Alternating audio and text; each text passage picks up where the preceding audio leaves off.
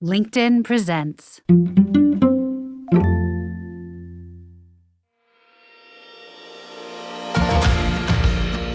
It's Thursday, and I'm Michael Kovnat. Welcome to the Next Big Idea Daily, the show that helps you live smarter, healthier, and brighter.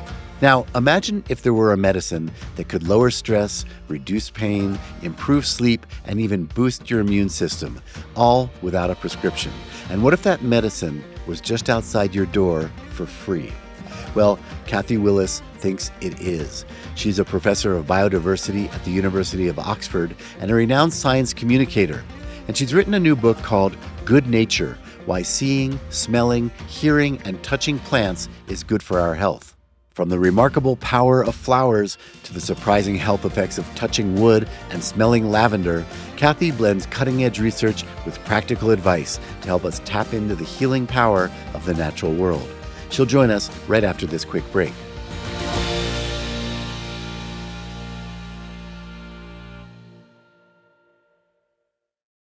From LinkedIn News, I'm Jessie Hempel, host of the Hello Monday podcast. Start your week with the Hello Monday podcast. We'll navigate career pivots. We'll learn where happiness fits in. Listen to Hello Monday with me, Jessie Hempel, on the LinkedIn Podcast Network or wherever you get your podcasts.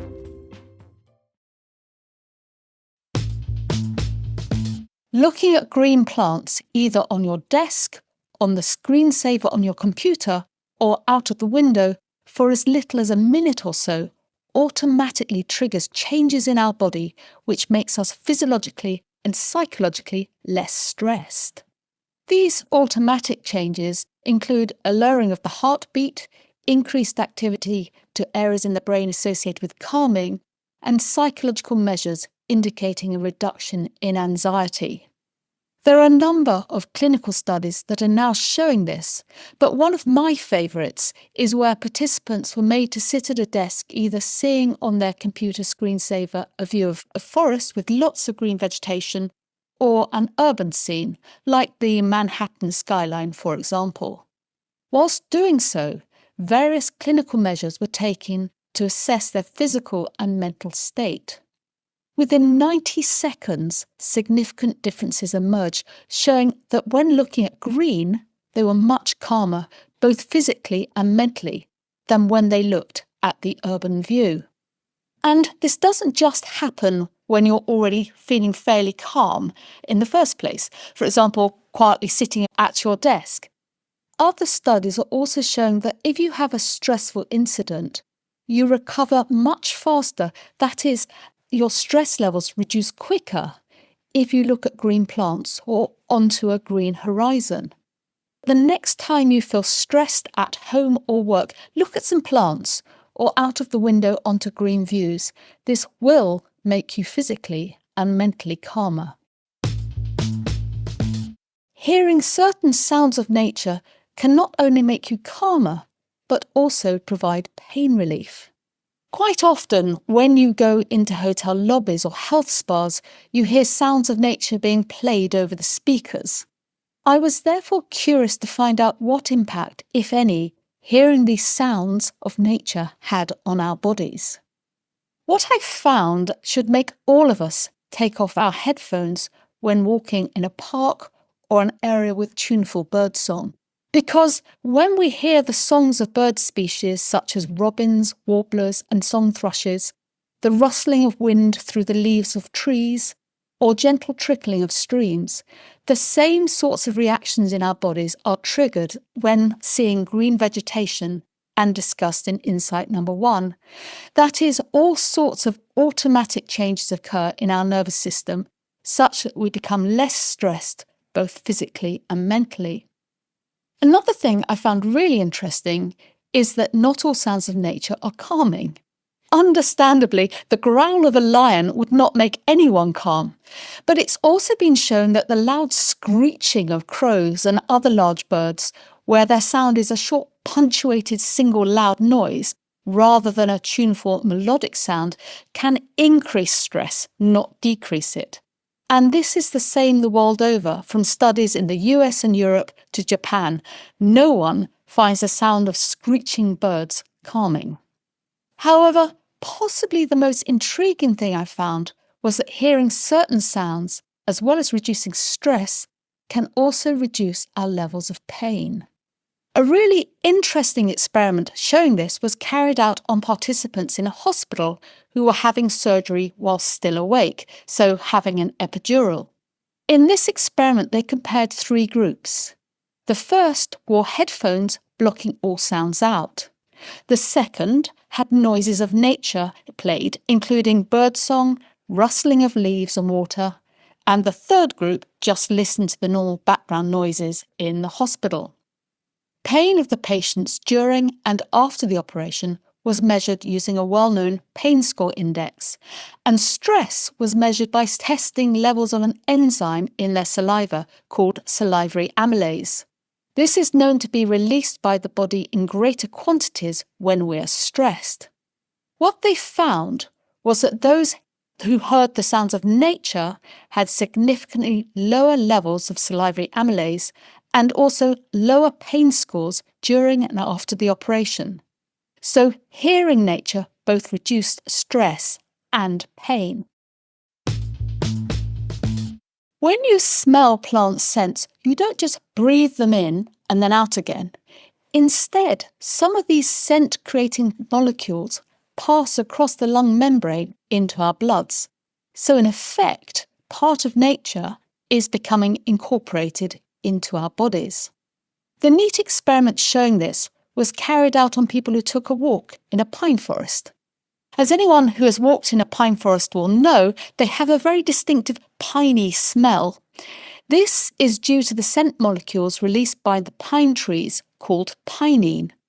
What they did in this experiment was to measure the participants' blood before and after walking in the forest for 2 hours and look for pinene in it. Stark differences emerged. Before walking in the forest, there was barely any pinene in their bloods. Afterwards, there were significant amounts. But why is this important? Why is it important that we have these molecules in our blood? Because many plant scents have been shown to have really positive and important impacts on our health once they are incorporated into our bloods. I will mention just 2 here. First, smelling lavender.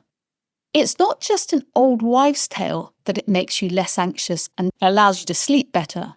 The lavender compounds do actually affect the same biochemical pathways as when we take an anxiety-reducing drug, making us less anxious and calmer. However, smelling lavender scent also makes us sleep better. A really neat experiment to show this compared the sleep patterns through brainwave activity of participants in a sleep chamber for 2 nights. One night, they puffed out lavender while they slept, and on the second night, no lavender. In all cases, on the lavender nights, the participants had longer and deeper intervals of sleep, both known to be extremely important for our health. Second, smelling the woody, peppery scent emitted from trees such as cedar and Japanese cypress trees seems to have another really important health benefit.